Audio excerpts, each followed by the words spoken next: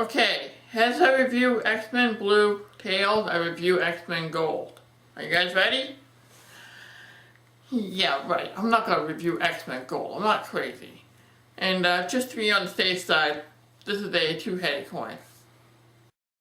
For those who don't know, X-Men Gold has had its fair share of drama. I was going to review it. Honestly. What happened was there was this strange event happening at the comics shop. Marvel and DC were coming together to bring Amalgam Comics back to life. Action figures from all over were fighting each other as the Funko Pops watched the chaos with their cold, dead eyes. The clerk begged me to take cover behind the counter. It was too late. I was caught in the crossfire, and by the time the dust settled, I had a copy of My Little Pony Friendship is Magic in my hand. I'm betting John had something to do with it. Yeah, you keep thinking that, Chris. Oh, and the music was a real nice touch. It could happen. Totally. Roll that previously on X-Men clip, please. Previously on X-Men. Hot off the heels of the Inhumans vs. X-Men event, the Children of the Atom have decided to regroup, defend humanity, and take up residence in New York City's Central Park. Because, that's prime real estate right there. I can imagine the taxes would be through the roof. Why do you think the Avengers moved to Stark's Tower in Lower Manhattan? Anyway, the younger versions of the original X-Men weren't content to stay and train with the others, and have decided to steal a Blackbird jet. They then took off to parts unknown, leaving Shadowcat talking to holograms of the teens in the danger room. Kids these days, the older generation needs to lock up their stuff just a little bit better. As readers, we should have expected it. The original X-Men were known for their rebellious streak, even in the 60s. When they were brought forward in time by the older Beast, they confronted the older Cyclops, went on a road trip, joined a few other teenage heroes on some adventures, and ditched their classic uniforms for something a bit more modern. I suppose if you're stuck in the future with no way of getting home, you might as well go all out and cause all kinds of mischief. Oh, and Angel exchanged his feathered wings for wings made of cosmic fire. Because that makes sense. At least he wasn't brainwashed by Apocalypse this time. Let's take a look at X-Men Blue and see what our favorite time-displaced runaways are up to. The cover here is pretty standard as far as first issue covers go. We have the original X-Men running at the reader with Jean taking point. I'm guessing she's the leader now, and I say, that's good. So many iterations of the X-Men have had Scott or Storm as the leaders of the team. It's nice to have a fresh new leader is what I'm saying.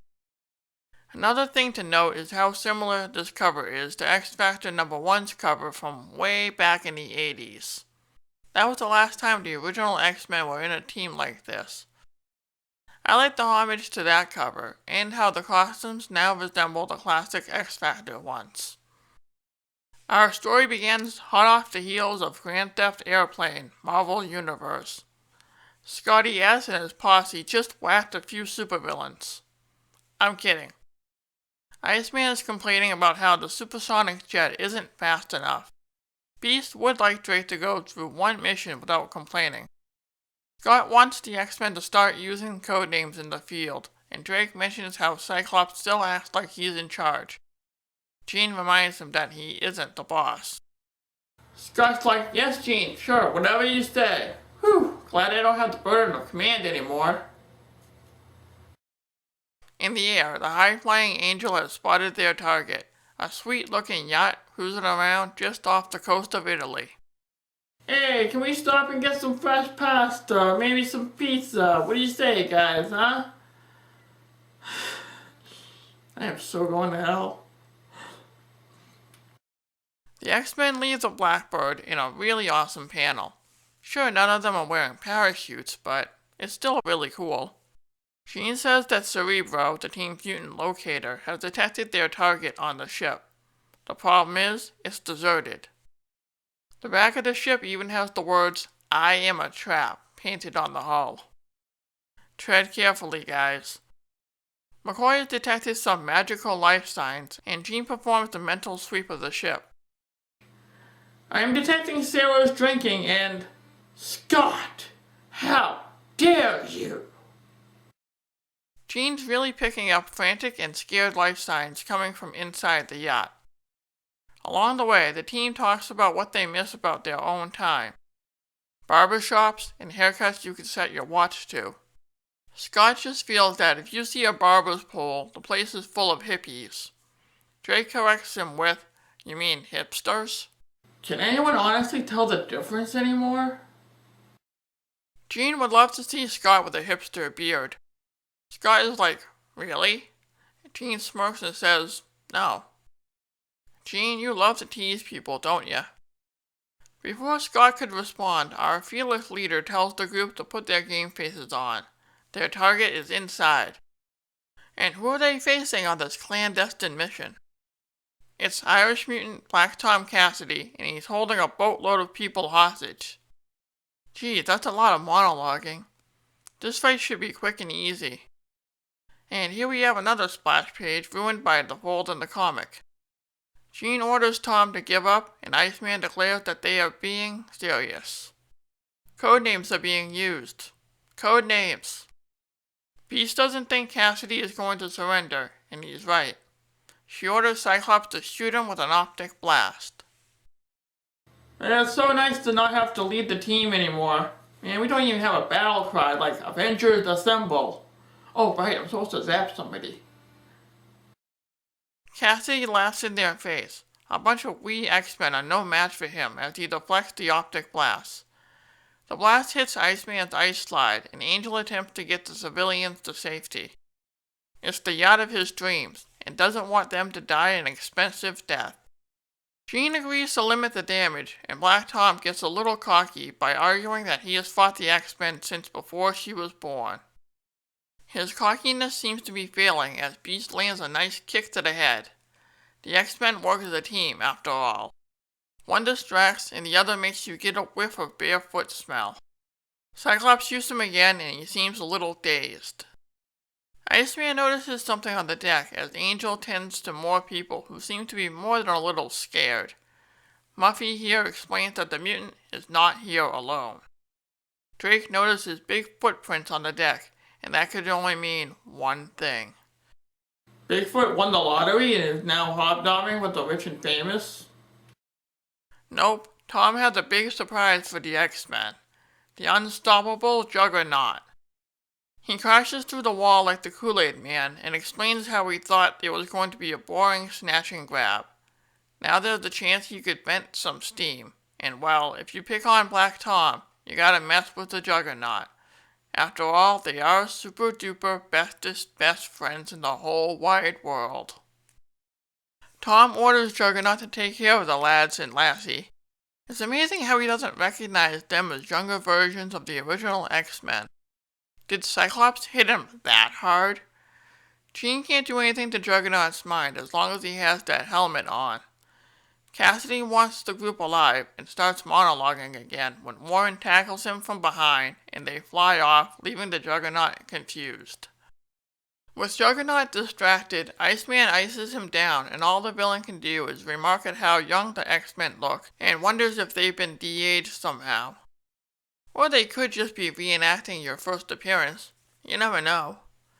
As far as Kane here is concerned, there is no do-over. He wants to get back at Scott for what he did to Charles. Uh-oh. See, Kane is Professor X's adopted brother, and, well, he didn't take Professor X's death very well. Whew. Scotty gotta die. All Drake did was make Marco angry, and of course the big guy wants revenge. Displaced revenge. He really should see a psychiatrist about that. Jean orders the team to take it outside, and the X-Men run away saying that they got the wrong guy. It was someone else, Cyclops yells. Someone he'll never be. I don't think Juggernaut understands temporal mechanics, Scotty. You better run. Black Tom stirs and Jean zaps him before joining the others. On the main deck, Scott runs for his life and calls for his friends to get the guy away from him. Come on, Scott, you didn't act this way when you first fought the Juggernaut. I know, I read the comic. What happened to you, man? Iceman tells him to keep running and not to look back. The big guy is gaining on him.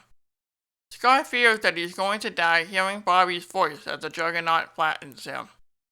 Luckily, Marco slips on some well-placed ice as Cyclops leaps over the railing. He's then caught by Angel as our villain goes for a nice swim in the Mediterranean. The boys celebrate their epic win when Jean's like, "Don't you think he can swim?" Yeah, that's a very good question. Don't you think he can swim? Always gotta be the wet blanket, eh, Jean? Wow, looks like she was right as the whole boat starts shaking. A fist comes from below the deck and the X-Men's playmate is just about ready for round 2. They did the impossible. They made him mad. Drake then frantically asks for a better idea. Run like a scared bunny! Marco grabs Iceman and tosses him like a rag doll. Angel takes off and grabs his friend as Jean tries to keep the giant away with a telekinetic shield. Juggernaut means to take the ship down and stomps on the deck, sending her flying. Scott tends to his future wife and Beast comes up with a plan that involves magic.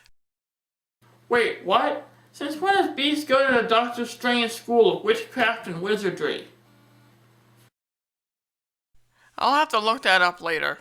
While the Juggernaut remembers the X-Men, he doesn't remember them specifically. Clearly not. One of you has wings of fire and now Beast is doing a magic trick. I have a feeling these guys aren't our original X-Men. A portal opens and what could only be described as floor masters from The Legend of Zelda grab Juggernaut and take him away. They disappear and Scott asks Hank what he did. He simply saved the day. Scott and Hank argue about what happened. Was the giant sent to hell? Beggars can't be choosers, Summers. Scott argues that the X-Men don't just make baddies disappear like that. What if people saw them? Cyclops, try to be grateful, will you? Hank wasn't about to let anyone get endangered on the boat, and that includes Cyclops. He sent him to Siberia by way of hell. I would have settled for the starting area in the Zelda temple, but whatever. The X-Men get their accolades from the rich people, and Jean kindly repairs the ship. Another day is saved thanks to the uncanny X-Men. Night falls over the island nation of Madripoor as the stolen Blackbird touches down. As the group walks toward their headquarters, Scott asks Jean if they're doing the right thing. Jean isn't totally sure. Scott believes that mutant kind has been given a second chance since the events of that crossover. The kids are out there doing something good, but Scotty feels like they dropped the ball. Jean smirks and wonders if his other teammates, like those in the Champions, handle his pessimism well. Jean gives him a word of advice. Don't go changing on them. Relax, or someone might think that he was replaced by a pod person. Or a Skrull. I've missed those two. Good to have that dynamic back. Jean and the other X-Men report to the boss. Black Tom has been taken into custody by Italian authorities, and Juggernaut is currently freezing in Siberia. Scott adds that the team brought him down publicly, just like he wanted. An unseen person is pleased, and we turn the page to reveal Magneto. Wow, there's a shocker. Magneto tells the kids that there are still many other threats out there. They have to be vigilant against threats to mutant kind, comrades who lost their way, and mutants who capitalize on fear. The earliest incarnation of the X-Men have been chosen by Eric to ensure that Xavier's dream becomes a reality under his guidance. In the comic's epilogue, we get a blonde dude with Wolverine's claws running around. That's great and all, but I'm gonna stare at the last page a bit more. That was definitely an ending. Let's take a closer look at X-Men Blue. It goes without saying that this is one of my favorite X-Men teams. All 5 of these mutants were on my top 10 X-Men list, and here they are starring their own book once again. The teens also had a book called All New X-Men a while back, and it was decent.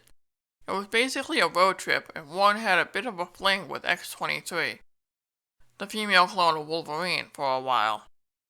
I'm not gonna get into how weird that was. Either way, it's good to have the original X-Men back in action once again in a book that sort of harkens back to the era these time-displaced kids come from. In the 60s, a baddie would be defeated, and there would sometimes be an overarching theme over a few issues. It wasn't dragged out, and I gotta say it's refreshing to see it here once again. Readers are also left wondering what Magneto's role is going to be. This is how you hook people into a story. What is the Master of Magnetism planning? I get that he wants to make sure his friend Charles's dream becomes a reality. That's actually a good goal for Eric. The thing is, he tends to have ulterior motives, and I want to know what they are. I also want to know who this blonde Wolverine wannabe is too. If you have all of these questions, then the writer does their job. I want to know what's going to happen next. I'll definitely keep reading the book as long as the suspense keeps going. Sure, I don't like stories being dragged out, but I also like mysteries. Ladies and gents, we have one here, and it's worth checking out. I do have one little critique before I go. A lot of people think that Jean was a little bossy and acts like a jerk in this comic. It rubs people reading it the wrong way. I have no issue with it, as I'm glad that she's taking charge of the X-Men. I can see where they're coming from ever since she outed her Iceman as being gay. That was a low point for our heroine. Don't poke into people's heads and then reveal their deepest secrets. That's why people don't trust telepaths.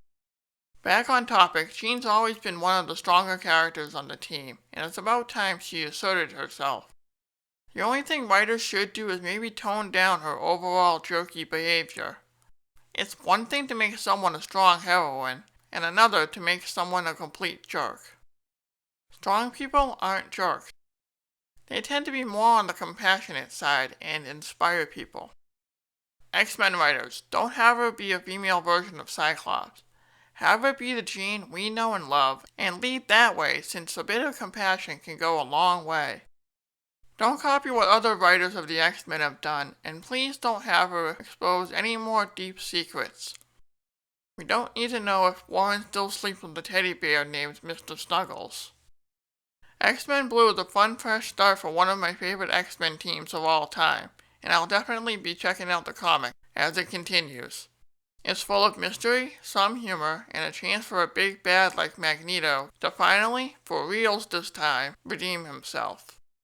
I swear, Magneto switches from bad to good and back again more times than any character in the history of comics.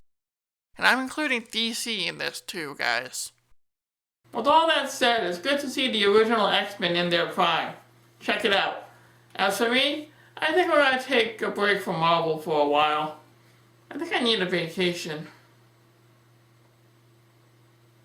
Did someone say vacation? I sure did. See you in the funny papers.